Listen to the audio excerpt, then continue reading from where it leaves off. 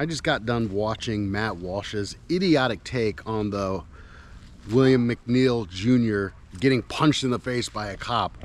And by the way, if you want to see a black man getting punched in the face by the police, you can go check that video out anywhere, because I'm not posting that kind of rage bait nonsense on my channel anymore. I'm just over all of it.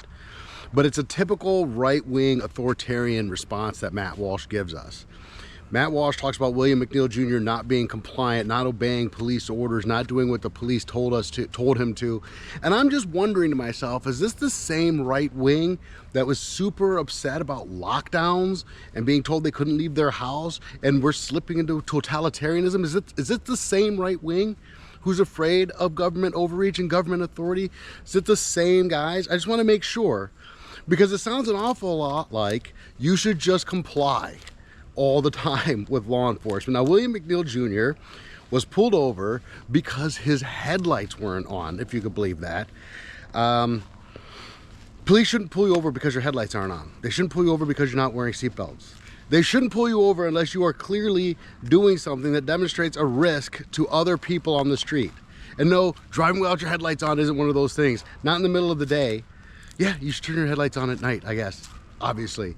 But in the middle of the day, whether it's cloudy or not, that is not a risk to other citizens that needs to involve intervention by armed officers of the government. I don't understand why that would even be controversial.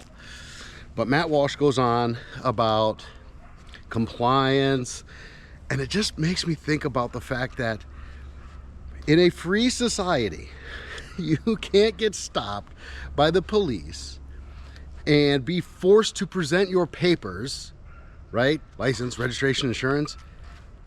Give me your papers. And if you don't comply, it's okay for them to punch you in the face, drag you out of the car, and arrest you, and you're under arrest for resisting. When an officer pulls you over and somebody says, "Why did you pull me over?" like William McNeil Jr. did, the police should have a valid reason that presents a real threat to society as to why they stopped you. Let's just call this stop what it was. William McNeil Jr. is driving down the road without his headlights on.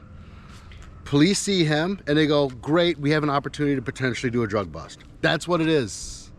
That's not serving the public. And they searched his car and Matt Walsh was stunned. They found marijuana, as if that justifies any of the preceding actions. The fact of the matter is, this is not a valid reason for police to stop you. And secondly, and most importantly, is when they say, well, you got to change the laws. No, laws are not moral and just because they exist. And everybody should be resisting unlawful stops.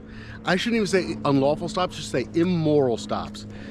A stop without a valid reason that presents a threat to society. The police should not be involved in your life on a day-to-day basis in this way. And every time the government intervenes with armed agents and more of these right-wing authoritarians tell you just comply, I want you to scratch your head and think about where that energy was during the lockdowns.